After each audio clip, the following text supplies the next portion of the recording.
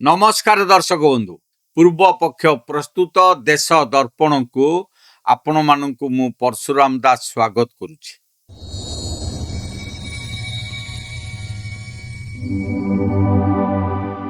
दर्शक बंधु शासन क्षमतार अहंकार जेतेबेले सीमा पार करि जाए सेतेबेले एमिति परिस्थिति सृष्टि हुए जेउठू बाहरिबा पई आउ कोनोसी रास्ता मिले ना। पंजाब रे आज जहाँ घटुछि ताहा भारतीय गणतंत्र एवं धार्मिक परंपरार इतिहास रे पूर्वरु केबे देखिबाकू मिली नथिला। याको आपण माने संपूर्ण रूपे अभूतपूर्व बोली कहि परिबे। पंजाबर सबु दलर विधायक माननकू सिख संप्रदायर सर्वोच्च संगठन अकाल तख्त निज सामना रे हाजर हेबाकू निर्देश देइथिला। आउ सेठारे सबु दलर विधायक माने नत मस्तक होई ठिया हेले। सेमानंकु प्रश्न पचरा गला, आपण माने विधानसभा रे जे धर्म विरोधी आईन पास करिसंती ताहा अकाल तख्त सहित बिना आलोचना रे केमिति कले। सबुठारु आश्चर्यर कथा हेउची जेतेबेले विधायक मानंकु पचरा गला आपण माने एही बिल को पास करिबा पूर्वरु पढिथिले कि? सेतेबेले अधिकांश विधायक उत्तर देले ना आमे पढ़ी नथिलु, सरकार अति खूब शीघ्र याकू आनिले आम हाथ को देले आउ आमे भोट देई देलु। एपरिकी सरकारक मंत्री माने मध्य यार कोनोसी संतोषजनक उत्तर देई पारि नाहंती। एई आईन रे गोटे शब्द व्यवहार करा जाइछि कस्टोडियन। जने विधायकंकु जेतेबेले पचरा गला जे एई कस्टोडियन शब्दर अर्थ कौन से कहिले मु जानी ना। यह हेउची आजिर राजनीतिर वास्तवता। एबे अकाल तख्त सरकार को निर्देश देइछि जे गोटे मास मध्यरे एई आईन रे संशोधन करा जाय। अकाल तख्तर मुख्य आपत्ति हेउची धार्मिक मामला रे सरकार काहींकी हस्तक्षेप करूछंती, सरकार काहींकी निज आडू आईन तैयारी करूछंती। आजिर देश दर्पण रे आमे आलोचना करिबा कौन एही धर्म निंदा आईन एवं एहा पछर राजनीति। आपण माने देखुथांतु देश दर्पण। मोर आपण मान को अनुरोध आम चैनल को लाइक करंतु, सब्सक्राइब करंतु आ बंधु मानक सहित अधिक रु अधिक शेयर करंतु। दर्शक बंधु आसंतु प्रथमे बुझिबा एही आईन प्रकृत रे कोन। याकू ब्लास्फेमी लॉ बा धर्म निंदा विरोधी आईन बोली कुहा जाई परिबो। एभली कठोर आईन पाकिस्तान किंबा अन्य केतेक इस्लामिक देश रे देखिबाकू मिले। भारतर अन्य कोनसी राज्य रे एभली आईन नाही। तेबे पंजाब रे अरविंद केजरीवाल एवं मुख्यमंत्री भगवंत मान को एही आईन आनिबार आवश्यकता काहींकी पड़िला? एहार पछरे थिला एक बड़ राजनैतिक चाल। आम आदमी पार्टी चाहुथिला पंजाब रु शिरोमणि अकाली दल को संपूर्ण रूपे शेष कर देबा पई। आपण मानकर मने थिबो जेतेबेले अकाली दल सरकार थिला सेतेबेले पंजाब रे गुरु ग्रंथ साहिबको अपमानर मामला सामना को आसीथिला। सेही मामला रे सुखबीर सिंह बादल को अकाल तख्त तनखेया बा धार्मिक दोषी घोषित करी सजा सुनाइथिला एवं से निजर सजा मध्य पूरण करथिले। किंतु भगवंत मान सरकार चाहुथिले जे एही मामला रे संश्लिष्ट लोकन को सरकारी आईन अनुसार मध्य जेल रे पुराई दिया जाऊ, जहा द्वारा अकाली दल संपूर्ण रूपे कोन ठेसा होई जिवो। अर्थात आम आदमी पार्टी फसाइबा को जाइथिला अकाली दल को, किंतु एबे से निजे सेही जाल रे बंदी होई जाइछि। खोद मुख्यमंत्री भगवंत मान एबे गुरुद्रोही। घटना एतिक रे सरी नाही। अकाल तख्त पक्षरु मुख्यमंत्री भगवंत सिंह मान को पूर्वर ही तनखेया अर्थात सिख परंपरा रे गुरुद्रोही बोली घोषणा करा जाई सारिछि। अकाल तख्त समस्त विधायक मान को प्रश्न करिछि, जहा को आमे सर्वोच्च आसनर गुरुद्रोही बोली कहूचु, ता सहित आपण माने काहे के संपर्क रखिछन्ती, काहे के तांको सरकार रे शामिल अछन्ती? एई प्रश्नर उत्तर कोनसे भी विधायकंक पाखरे नथिला। एबे सरकारंक सामना रे सबुठारु बड़ प्रश्न हेउची कोन सरकार अकाल तख्त सामना रे मुंड नुआइबे? कोन अकाल तख्तर दाबी अनुसार ए आईन रे संशोधन करा जिवो?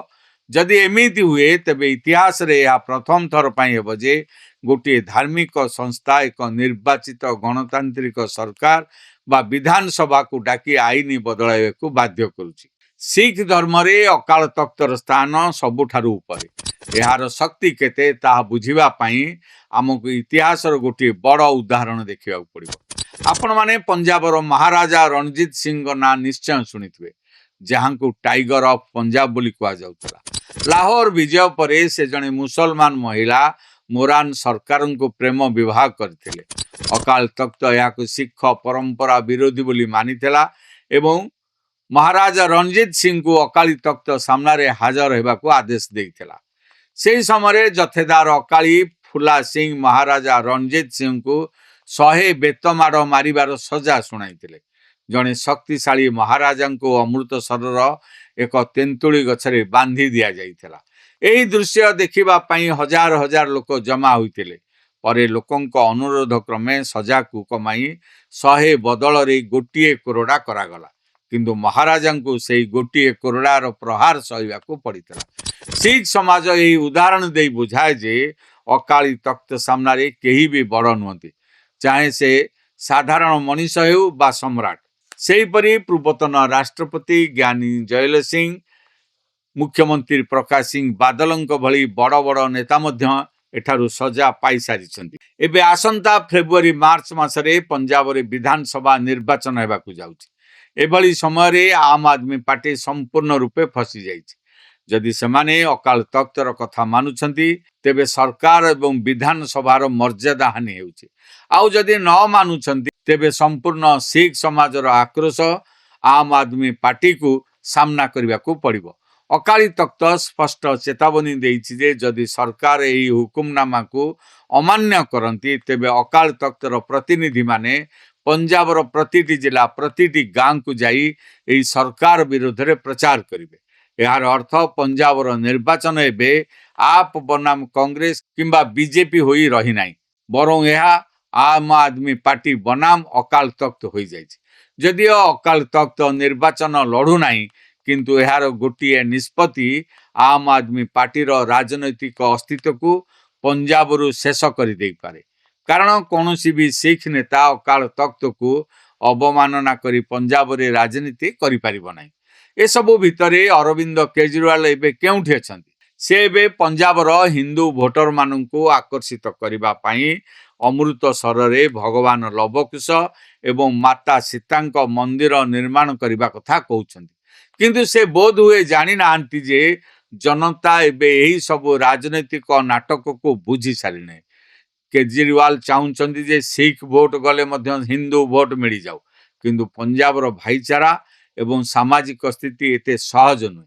आम आदमी पार्टीर हाथ में दुईटे राज्य रे सरकार थिला, दिल्ली एवं पंजाब। दिल्ली रे समानक स्थिति कौन समस्ते जानती, आउ एबे पंजाब मध्य हाथ जीवाकू बसिलानी। यार सबुठारु बड़ प्रमाण हेउची भगवंत बानकर सेई विवादीय वीडियो।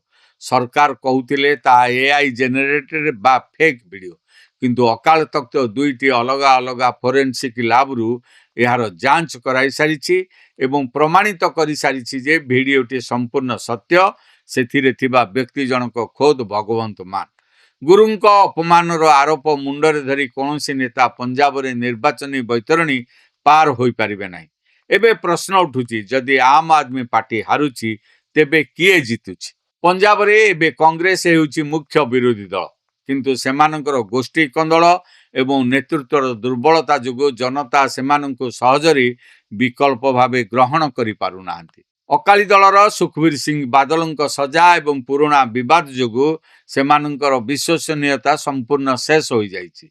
भारतीय जनता पार्टी एबे पंजाब रे अति रणनैतिक भावे काम करुछि।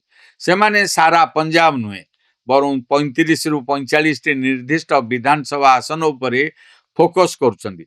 जदि सेही सीमित आसन रे सेमानक सफलता हार 80 रु 90% रहे, तेबे आश्चर्य हेबार किछि नाही जे 2027 रे पंजाब रे बीजेपी नेतृत्व रे एक मेंट सरकार गठन होई पारे। पंजाब रे एक त्रिशंकु विधानसभा हेबार संभावना सबुठारु अधिक। कौनसी गोटे दल को स्पष्ट बहुमत मिलिबा बहुत कष्टकर देखा जाउछि।